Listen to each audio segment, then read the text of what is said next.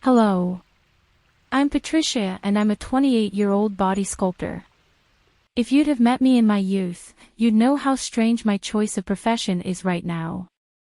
In elementary school I was known as Chubby Cheeks, Fatty Patty, Buffalo Butt. But in high school it became much worse. Lard Ass was what most people called me. It's something I hadn't thought about in years, until now. I stared at my invite to my 10-year class reunion and my heart stopped beating. I may have even forgot to breathe for a moment. Instantly I was taken back to a time when my self-esteem was -100 and my body image was even lower. My family was great in establishing positive reinforcements for me, telling me any time they had how beautiful I was. It was okay as a child. I remember I would just smile and think to myself, yes, I'm beautiful. Who cares what Samantha says about me? But once I reached high school, the bullying and taunting took its toll on me. I could no longer smile my way out of it. I was fat. My face was chubby, my belly was hanging over my jeans, my arms were flapping in the wind, to the point I always wore a long shirt or jacket because of it. Needless to say, there was no coaxing me into a false sense of security. At that time, I felt ugly. Yet, once I reached university I convinced myself I would not be bullied by anyone again. I left town and started my new life. With that, came a false sense of bravado I lacked in high school. In a way, you could say I turned into another person, a person I didn't even recognize. And if I'm going to be totally truthful, it was a person I didn't even like. Instead of accepting myself and ignoring mean comments, I was becoming a bully. As soon as I heard, or thought I heard someone comment about my weight, I would go berserk on them. To the point people were becoming afraid of me. Which, at the time, I didn't realize had another negative effect on me. Now it wasn't that people didn't want to socialize with me because of my weight, but because they saw me as a mean girl. It was a double-edged sword and I was too immature and too hurt to find my middle ground. All through my years in school, I fretted because no one wanted to be friends with me. I was bullied, teased and made to cry. The kids were unmerciful. But instead of me learning from this negative behavior, I adopted it as my own and became a bully myself. It never crossed my mind to address the issue at hand. Then one day, the day that changed my life, I became dizzy and fainted. At first we didn't know what was happening to me. It was a frightening time in my life. I was in my sophomore year in college and far from home.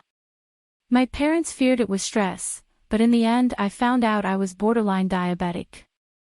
The doctor called me and my parents in for a consultation. She was blunt and didn't mince her words. You need to lose weight. I still recall the sting of her words. You need to lose weight. If it had been that easy, just by saying those words, I would have done it ages ago, I thought to myself. I was certain, by my expression alone, she could read my mind. She handed me a brochure and told me to read it. It was about the onset of diabetes, the signs to start looking for and things I could do to prevent it. Also with the package were different exercise groups and clubs held at university, free of charge for students. My parents initially wanted to take me home, to shield me from my fate. But I insisted that I wanted to stay. I needed to stay and handle this on my own. To be honest, I hated being obese but was too lazy or too paralyzed with fear on how to deal with it. It was the way I had always been, since I could remember. But now, it was time for change. I needed to actively participate in becoming more healthy and fit, for my own sake. Intellectually I knew what to do. Do a few jumping jacks here, sit-ups and squats there, eat less, eat better. But in practice, well, I wasn't prepared for that. Since I promised my parents they didn't need to worry about me and I was going to join the club at my school, I had to force myself to go. And I had a follow-up appointment with my doctor next month, so I had to make improvement or they would all know I was all talk and no action. So, when I arrived at the gym where it was being held, I was mortified. I must have died and gone straight to hell. Life just couldn't be this cruel. As I'm making my way towards the gym, holding my head down in shame as I've become accustomed to, I bumped into Samantha. "Watch it, lard ass," she said as she shoved me real hard against the wall. Her friends laughed as they walked past me and down the hall. "Don't forget to wipe the equipment when you're done. No one wants to go after your pig sweat," she yelled down the hall at me, her friends still laughing. And as lame as it seems now looking back, all I could remember thinking was, "You're stupid, and so are your friends, or you'd know, pigs don't sweat." I walked in the gym, it was like a foreign land to me. There were athletes using the equipment, and in the classes there were various types of things going on. One room there was a Pilates class, another was yoga. Everyone was in shape and fit. I thought to myself, why am I here again? As it seemed, only people who were already in shape were in here. "What are you looking for?" I heard a voice from behind me. I looked to see one of the athletes who was running on the treadmill. He wiped sweat from his brow and walked over to me and held his hand out for the paper I was holding. I stopped talking and handed him the paper.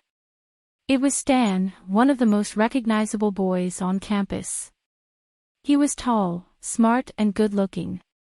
He not only had an athletic scholarship, but an academic one as well.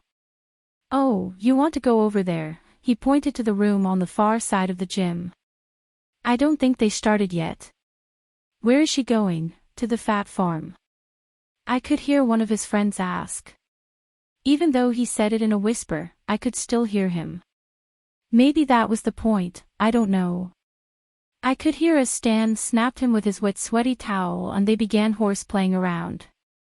I decided life couldn't be more humiliating than it already was, so I stiffened up and made my way to the other side of the gym, ignoring the snickers and elbow jabs and pointing while I made my way past them. I felt the shame of it as I made my way. That was 8 long years ago. So, while I stared at the invite to my high school reunion, I struggled with the floodgate of emotions that overwhelmed me. I had done so well in keeping little to no contact with the people from my past. And though we were all adults now, some were married with families of their own and some successful in their respective fields, I still couldn't help but feel the anxiety of my past life. "What are you staring at like that?" Lisa asked as she peered over my shoulder and read it. "Ah, class reunion time." "When is it?" she asked. I don't know." "Oh, it says in a few months." "Why?" I asked. "You're looking at it like a serpent. So based on that I have to gather you weren't one of the popular girls in school." "Wait, were you bullied?" she asked as though the thought just came to her. It wasn't her fault. She only knew the me, now. She didn't know the fat, pudgy, bullied me. With each pound I lost, I thought that part of my life was being buried deep in the past. And if I go to the reunion, it would only be like digging it up again. Although I felt stronger and more confident, there was still a small part of me who felt vulnerable. "Forget it," I said and nudged her with my elbow. "Let's start class." "Got it, boss," Lisa said and turned to clap for the attention of the class. Now I had the stamina to conduct 5 classes in a row, 5 days a week. But it was only 8 years ago when I thought I was going to die from exhaustion. I could barely lift my legs, let alone lift my heavy arms over my head. But now look at me, I was the body sculptor. I was the one people came to see if they wanted to gain a certain body type. I would design a regimen personally for them. And there was no crying or giving up aloud. And they paid dearly for it. During dinner, my cell phone began an incessant pinging sound. My husband looked at me like, what the heck? He knew I didn't have many friends, I was too busy helping him build our business to bother, so we both thought it strange. I looked down to see why it was going off.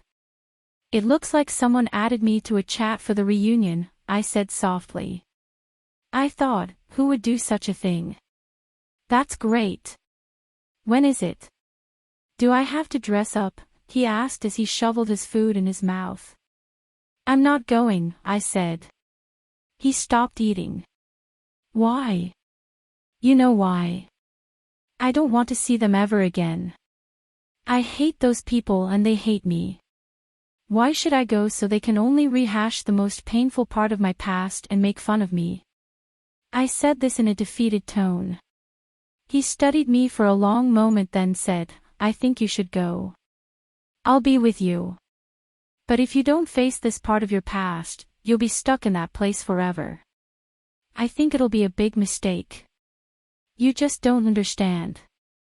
You're one of the cool ones, I said in my pouty tone. We both know that's not true. I was the scrawny kid who got picked on and bullied too.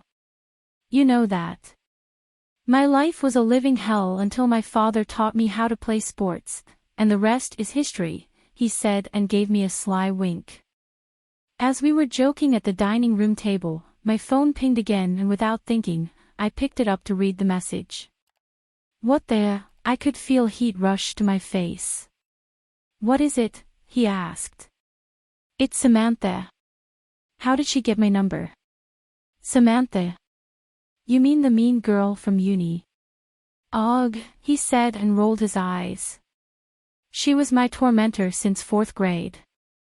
I just can't, I said and placed the phone back down on the table before reading the message.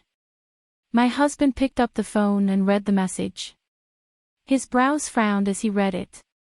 He started typing away. What does it say? What are you doing? I asked. I tried to grab my phone, but he was too tall for me to reach it, so I started tickling him. Give it to me. Let me do this, please, he said. Then he started typing away again. Later I read the messages and couldn't believe what I saw. Samantha started with her cruelty, even after all these years. She typed, "Hey lard ass. Long time no hear. We're saving 2 seats for your ass. I know you don't have a husband." So. My husband typed back, "Do that. As you said, I'll need 2 seats." She typed again, "Don't try to act like you're brave. I know you're probably crying right now. Just like the baby hippo you are. LOL. My husband typed, "I see you're still the shameless bully you've always been. Aren't you too old for that?" She typed, "This never gets old. I can do this for the rest of your pathetic life, you big fat nobody." My husband typed, "Well, see you then and you can make me cry face to face." My husband's responses made me giggle as I read them. It felt good to have someone on my side. I know he was being a tremendous support to me, but inside, I still felt the flickers of angst about seeing Samantha's face again. I heard she was married and had children now, which was surprising that she was still acting like a child herself. Secretly I had hoped she matured after becoming a wife and mother. But I guess some people will never change. On the day of the reunion, my stomach was in knots. Even though my husband kept telling me to calm down, I just couldn't. Although there were a few people I wanted to reconnect with, who I hadn't seen since high school, the fear of having to face my bullies again overshadowed that feeling. I wanted my friends to see how I had improved. Because of the health issues I faced in uni, I made a lot of modifications in my life. It was a lifestyle change I don't regret. While in high school, I began working at a fast food restaurant and saved all of the money I made. I wanted to gift myself with bariatric surgery for graduation. But I chickened out at the last minute. At the time, I only had half of the money needed and my parents were willing to fund the other half.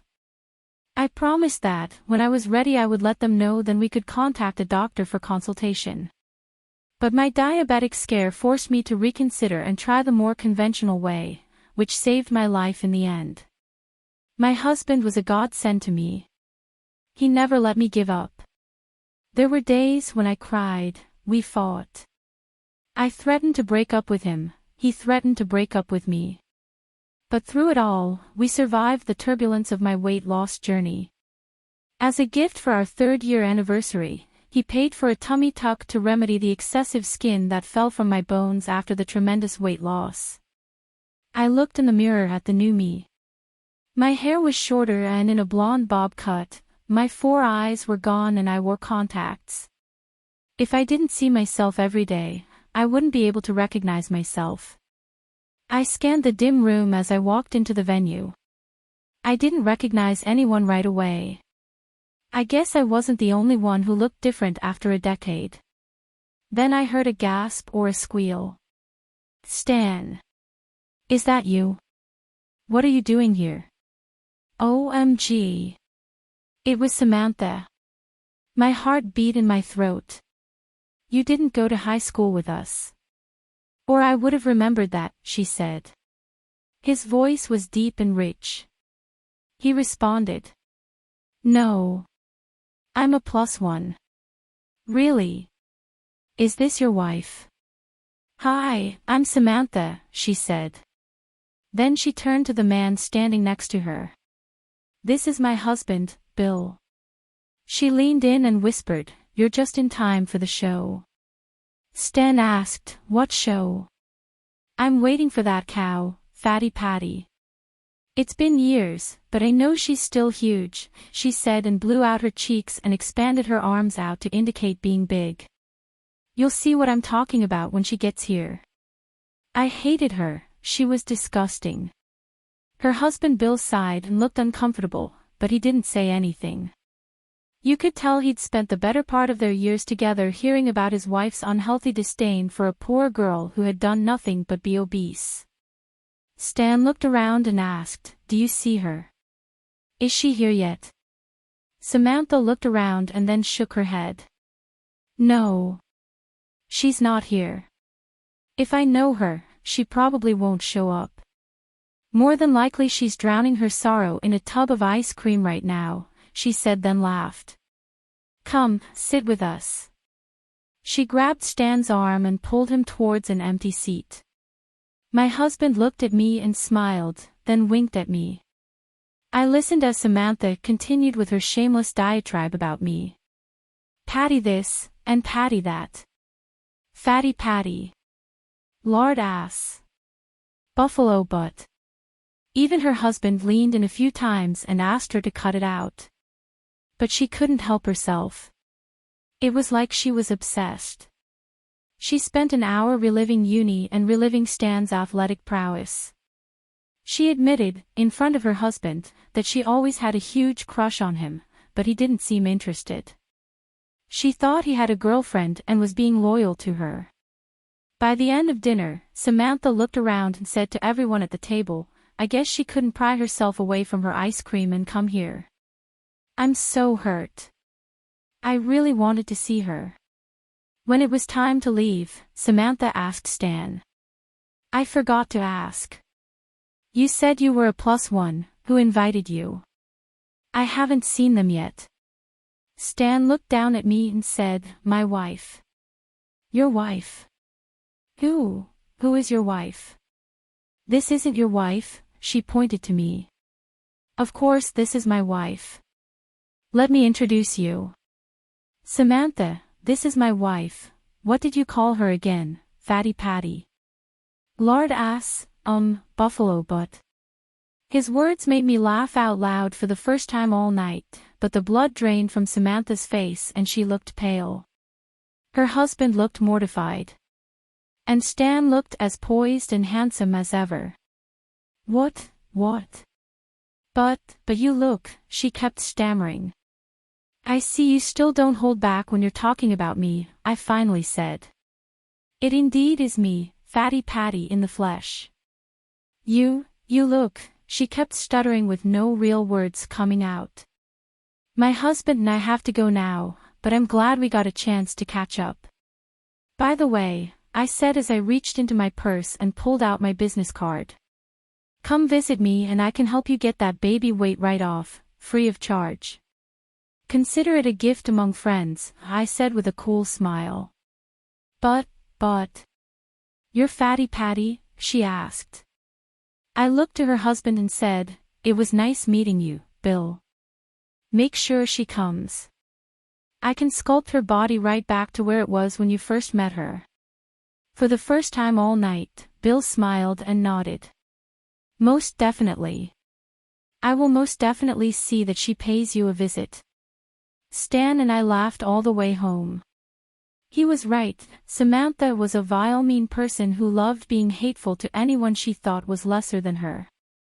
Whether it was body image, self-esteem, anything. She used other people's weaknesses to strengthen herself. But it was false, and now, in my more mature age, I could see it now. She was the one who was weak. And I felt sorry for her. In truth, if she came to my gym looking for help, I would genuinely help her. I learned that no one should have to go through what I went through, the torment, the torture, the cruelty. But 1 month later, after all of this was just an uncomfortable memory, I got an unexpected visit at the gym. It was Samantha. She sheepishly asked if I really meant what I said about helping her regain her body back to the way it was before the 2 children took its toll on her figure. I stared at her for a long moment, battling internally with myself. But in the end, my true character won and I nodded and smiled. Of course. This is what I do. Just call me the body sculptor. I wouldn't say Samantha and I became best buds after that. It would be stretching the reality of our relationship too far. But we did learn to become more civil and tolerant towards each other as I helped her regain her former body. No pain. No gain. Yeah. And no mercy either. Thanks for listening to my story. Come back for more stories and help our channel grow. Bye.